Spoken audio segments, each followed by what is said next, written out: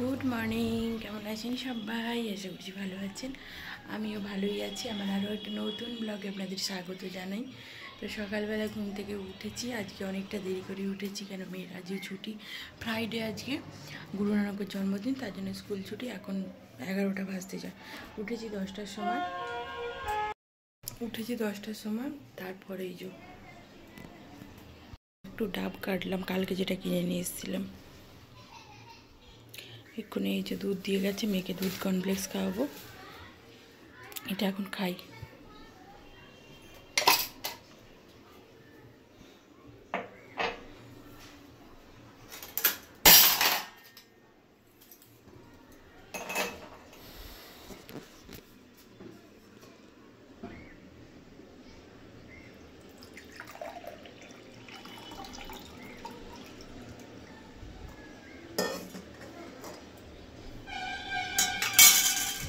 এদিকে ডাবের জল খেয়ে আগে এই ঘরটা পরিষ্কার করে নিলাম।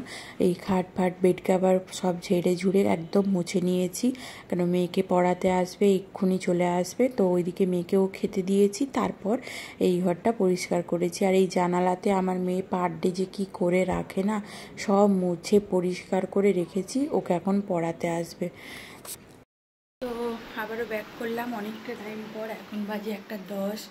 এদিকে রান্না বসিয়েছি, ডাল সিদ্ধ বসিয়েছি, এটা হোক, তার আগে ঘরটাকে ভাবছি গুছিয়ে মুছে নেবো। ওই রুমটা তো মোছা হয়েই গেছে, আর মুছে নেবো এই কারণেই, কেন কি স্নান করব। তো কেন স্নান করে নেবো এত তাড়াতাড়ি সেটাও বলবো। তার আগে এই সকালবেলায় যত জামা মিলেছিলাম শুকনো হয়ে গেছে, ওগুলো সব ভাঁজ টাজ করে নেবো। আর এদিকে রুমটাকেও গুছিয়ে নিয়েছি। গুড আফটারনুন, আবারও ব্যাক করলাম। এখন বাজে 2টো, এখনও রান্না বসাইনি জানেন, কিন্তু স্নান টান সব করে নিয়েছি। স্নান করে একদম ফ্রেশ হয়ে নিয়েছি।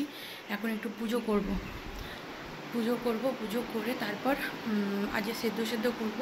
তার জন্য অত চাপ নেই। আজ একটু ডাল সেদ্ধ হয়ে গেছে, ডালটা ফোড়নে দেবো, আর বেগুন পোড়া করব, উচ্ছে আলু সেদ্ধ দেবো, আর একটু বাঁধাকপি দিয়ে পকোড়া ভাজবো। এই হচ্ছে আজকের মেনু, ওর জন্য অত চাপ নিইনি, একটু দেরিতে হলেও ক্ষতি নেই। তো এদিকে এখনও পুজোটা করে নিই, আর এদিকে ঘর দুয়ার পরিষ্কার করে একদম মুছে ধুয়ে নিয়েছি। মেয়েকেও পড়িয়ে দিয়ে চলে গেছে। এবারে মেয়েকে পড়াচ্ছিল, সব বইটই গুছিয়ে বেড কভারটা আবার টান করে দিলে পুরো গোটা ঘর গুছিয়ে নিয়েছি। মাত্র ওই কোণে জামাগুলো, ওইগুলো এক্ষুনি তুললাম, ওগুলোকে ভাঁজ করব, রান্নাটা বসাই তারপরে করে নেব। ওইদিকে মেয়ে খেলতে বসেছে। তো এই চলুন, আর কিছুই না, এবারে পুজোটা জলদি করে নিই। পুজো করে নিলাম, এই যে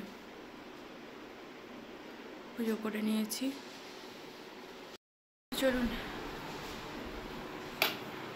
এবারে রান্নাটা বসাই। এদিকে ডালটা তো সেদ্ধ করে রেখেইছিলাম, দেখালাম তো। এই যে পেঁয়াজ লঙ্কা 5 ফোড়ন দিয়ে ডালটাকে তুলে দিলাম। আর ওইদিকে ওই যে ডাবের শাঁসটা খাবো বলে ওখানে রয়েছে।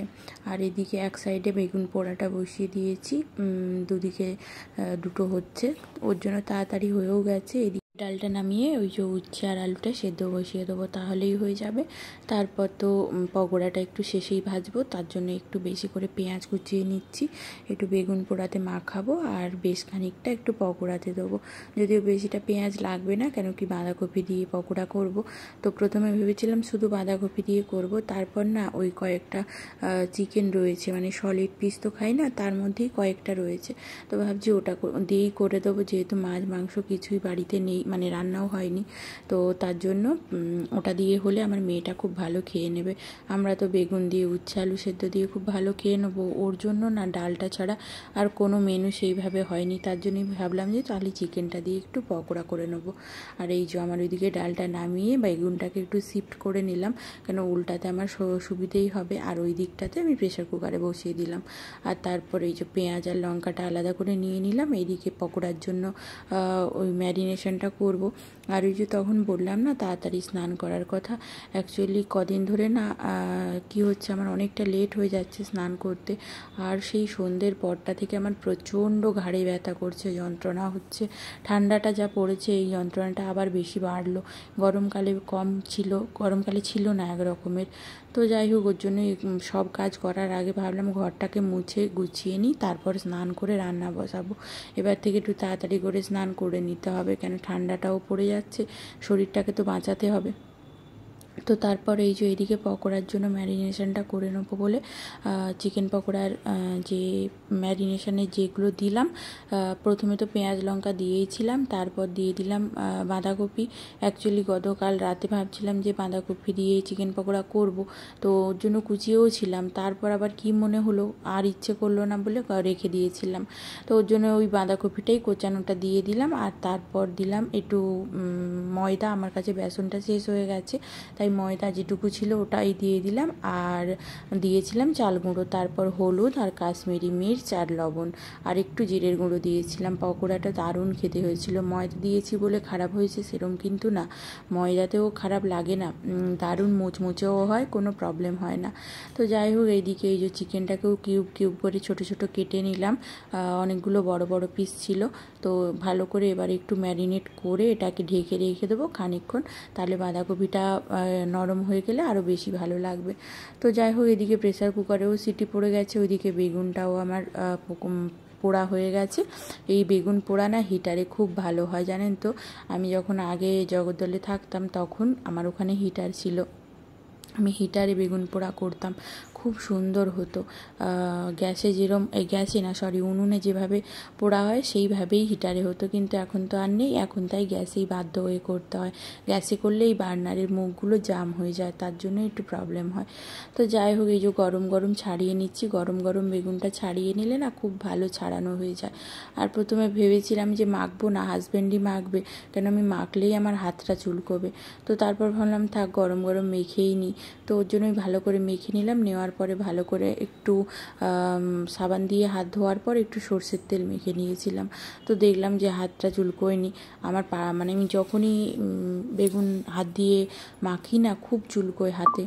তো যাই হোক, ওইদিকে বেগুনটাকেও মেখে সরিয়ে রেখে দিলাম, এক এক করে রান্নাগুলো করে করে ওইদিকে কমন প্লেসে রেখে আসছি। এদিকে কিচেনে না বেসিনে এক রাত জমে গেছে বাসন, এখান থেকে সব ক্লিয়ার করে ধুয়ে একদম পরিষ্কার করে বেরোবো। তো গরম গরম আলুটাকেও মেখে নিচ্ছি, শীতকালের আলু একটু ঠান্ডা হলেই এখন থেকেই দেখছি ডেলা ডেলা হয়ে যাচ্ছে। এদিকে উচ্ছে আর আলুটাকেও মেখে নিচ্ছি। উচ্ছে আলু সেদ্ধ না আমি আগে খেতাম না, এই 1 বছর মতো হয়েছে, এত টেস্ট লাগে। আগে তেতোর ভয়ে খেতাম না, আর এখন কি হয়েছে জানি না, একদিন খেয়ে হঠাৎ করেই খেলাম, হাজব্যান্ডও বললো একটু খেয়ে দেখো না, তো খেলাম, তারপর থেকে অমৃত মনে হয়। তো যাই হোক, তারপর থেকেই আমার খাওয়া শুরু হয়েছে। এতে আর লঙ্কা দিলাম না, এটা এমনি লবণ আর অল্প একটু সর্ষের তেল দিয়ে মেখে রেখে দিচ্ছি, দারুণ টেস্ট লাগে আমার। আর আমার মেয়েকেও খাওয়ানো অভ্যাস করাই, ওকে 2বার দিয়েছিলাম মুখে ভাত দিয়ে। এই যে দেখুন এক রাস বাসন আর নিচে বোতল। তো এদিকে কিচেনটাকে মোটামুটি ওইদিকে বাসন কোসন যেগুলো ছিল ওগুলোকে গুছিয়ে মানে সব ধুয়ে পরিষ্কার করে নিয়েছি। আর এইদিকে এই যে বললাম পকোড়াটা ভাজবো, তো সেটাই ভাজাভাজি করছি। এই কিছুটা ভেজে নিই, দিয়ে মেয়েকে খাওয়ানো শুরু করব। তারপর একটু ভাজা বসি দিয়ে লো হিটে হবে, আর আমি ওইদিকে মেয়েকে খাইয়ে দেবো। তাহলে কি হবে, এদিকে ভাজতে ভাজতে লো হিটে ভাজাও হয়ে যাবে, মেয়েরও খাওয়া হয়ে যাবে, আর হাজব্যান্ডও চলে আসবে, আমরাও গরম গরম তাহলে পকোড়া দিয়ে ভাত খেয়ে নিতে পারবো। চলুন এদিকে পকোড়াটা ভাজা হোক, ওইদিকে আমি মেয়েকে এখন খাওয়াই। আর বেশি বকবক করছি না, ফাইনালি আপনাদের এক ঝলক আমার রান্নাগুলো দেখিয়ে দেব। তো তাহলে আজকের ব্লগটা এখানেই শেষ করছি। যদি ভালো লেগে থাকে অবশ্যই একটা লাইক শেয়ার অ্যান্ড সাবস্ক্রাইব করে দেবেন। আর কেমন লাগলো আজকের ব্লগটা তো কমেন্ট করে তো জানাতে ভুলবেন না, কমেন্ট তো অবশ্যই চাই, ভালো ভালো কমেন্ট। যারা আমাকে কমেন্ট করে আমাকে ইন্সপায়ার্ড করেন তাদেরকে ধন্যবাদ দিয়ে আমি ছোট করব না, এইভাবেই আমার পাশে থাকুন। তাহলে আজকের মতো টাটা, সবাই ভালো থাকবেন, সুস্থ থাকবেন, দেখা হবে নতুন একটা নতুন দিনের নতুন ব্লগ নিয়ে। আজকের মতো টাটা।